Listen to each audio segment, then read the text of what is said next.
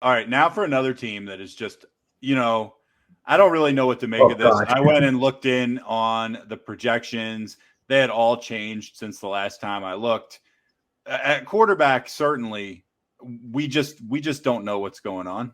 No. I've seen your projections have Hill with 90% of the snaps, and right now you got Jameis getting almost all of them. So anyway, the numbers you have right now, you got Jameis 353 for 549 for.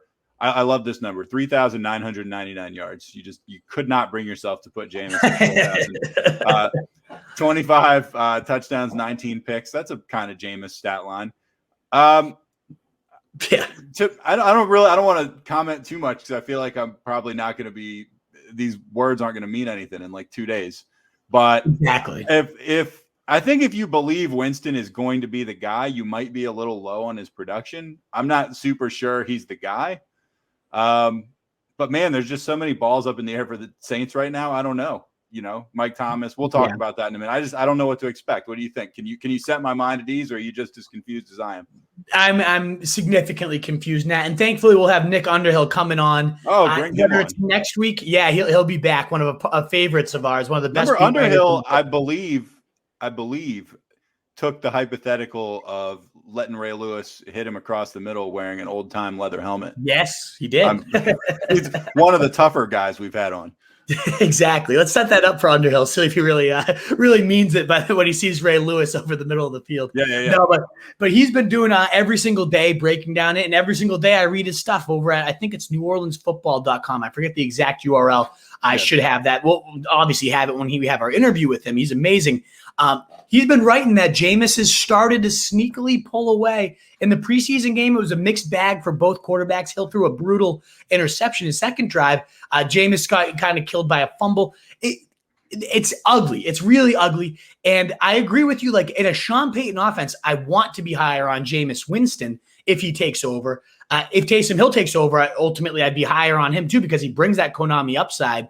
But I see it as a situation. Jameis wins the job. And again, that's what Underhill's currently projecting. But he did say it's still a competition. They're still evaluating it by the preseason games and every day in practice. But let's say he wins it. Okay, so who does he have to throw to? Michael Thomas is going to be getting up. Exactly. That's why it's a little bit lower. I worry that Winston wins it, but then he has such garbage. Marquez Callaway being his number one for the first month of the season. How can he succeed? He's going to throw some interceptions. They're going to get fed up with him. And so I try to be a little conservative.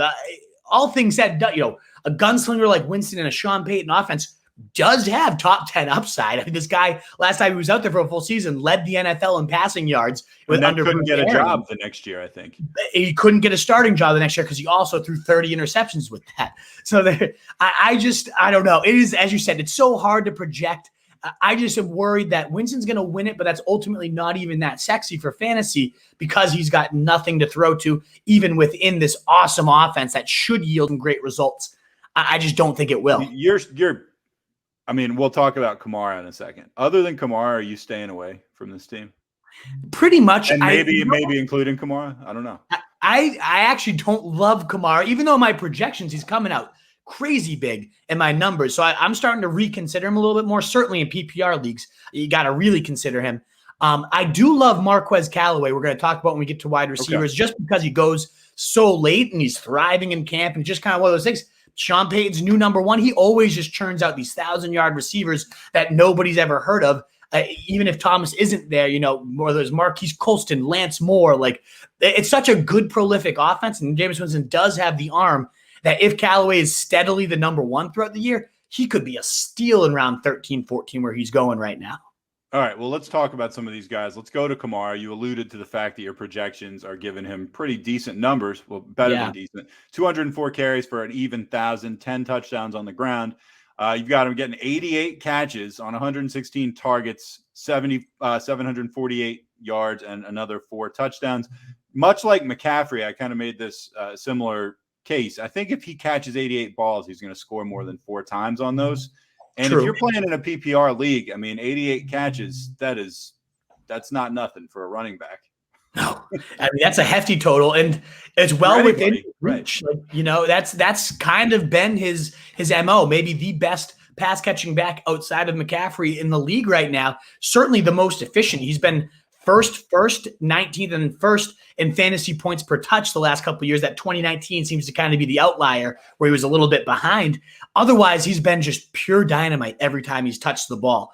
And last year when Michael Thomas was out, so this is where I'm so stuck and torn on Alvin Kamara, because he was last year a genuine league winner, especially when Michael Thomas was out. He became the de facto number one receiver. He averaged over 30 fantasy points per game. He was just a monster. And we already know Thomas is going to be out for, it's sounding like at least the first month of the season. You got to imagine they might hold him out, put him on the PUP, and really wait about 6 to 8 weeks. Kamara could be an absolute monster. But then you look at the flip side. Well, he also had Drew Brees, who targets running backs religiously. Even before Kamara, he's always been one of those check down pinpoint guys. And that certainly wasn't Taysom Hill. Kamara only saw 4 targets a game with Hill back there. He went from averaging like 25 fantasy points per game to 12, a bottom 24 running back with Taysom Hill at quarterback. So that's why I'm a little bit in the middle with this guy. I certainly want to see Jameis win it for Kamara's value. That would certainly put him up probably to number 3 or 4 in my rankings if and when that got locked in. But for right now, while we're in this waiting game, and even if Hill played, I don't want to be like, oh, it's automatically going to be only 4 targets a game. I doubt that. I think they're without Michael Thomas, especially, they'll be scheming towards Kamara. I do just get a little bit nervous about this offense just kind of being shitty. He does have a great offensive line, though. Top 3, in my opinion, in the league, returning all 5 starters, great run blockers. So there's a lot going for him outside of the quarterback position, which is clearly the most important position for everyone around him. And Kamara is definitely good enough to be able to supersede that, though.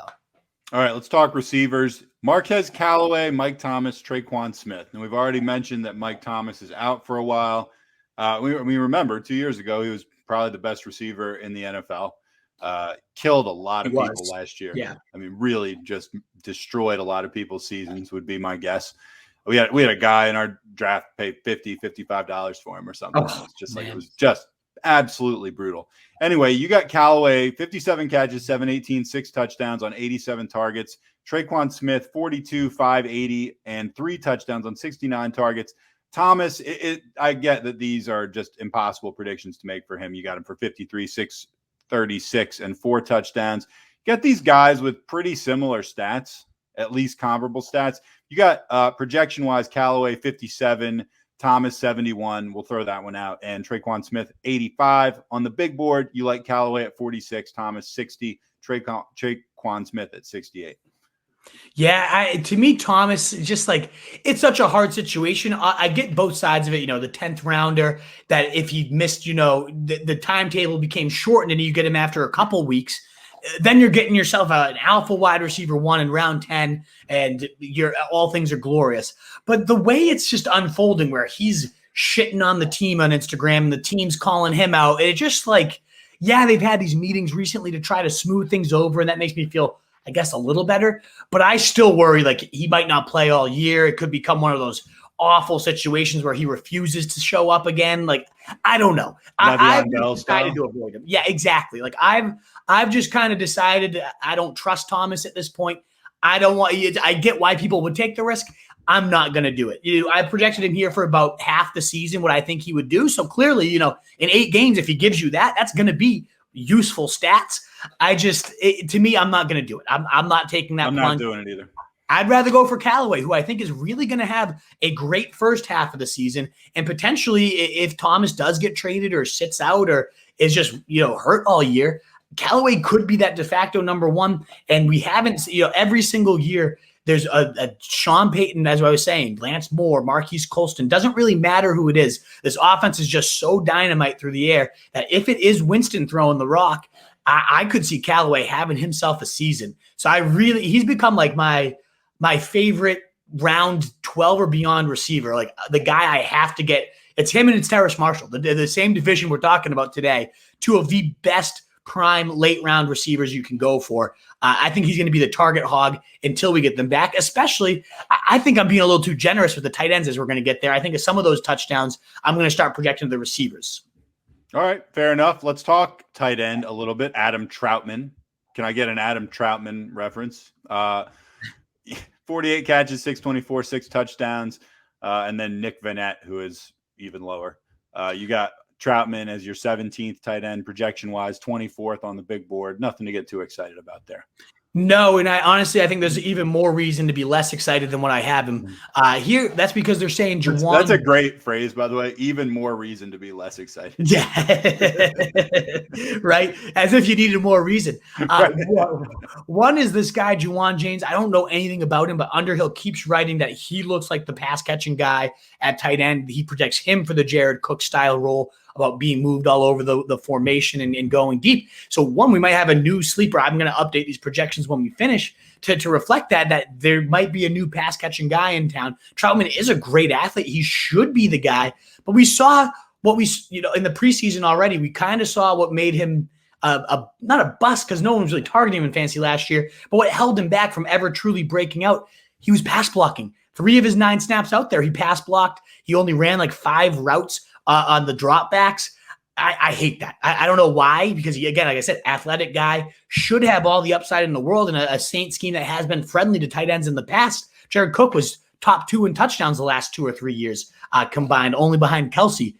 It's just, it's ugly. I don't know. It should be a lot sexier than it is, and I know a lot of people are in on it. My gut has just decided to say the pass blocking was all I needed to see. I want nothing to do with Troutman this year. I'm off. All right. That's fair, and I agree. What is up, you fantasy wolf? Thanks so much for tuning in. If you haven't already, share your thoughts in the comments, check out some more videos, and join the newest Wolfpack by subscribing below.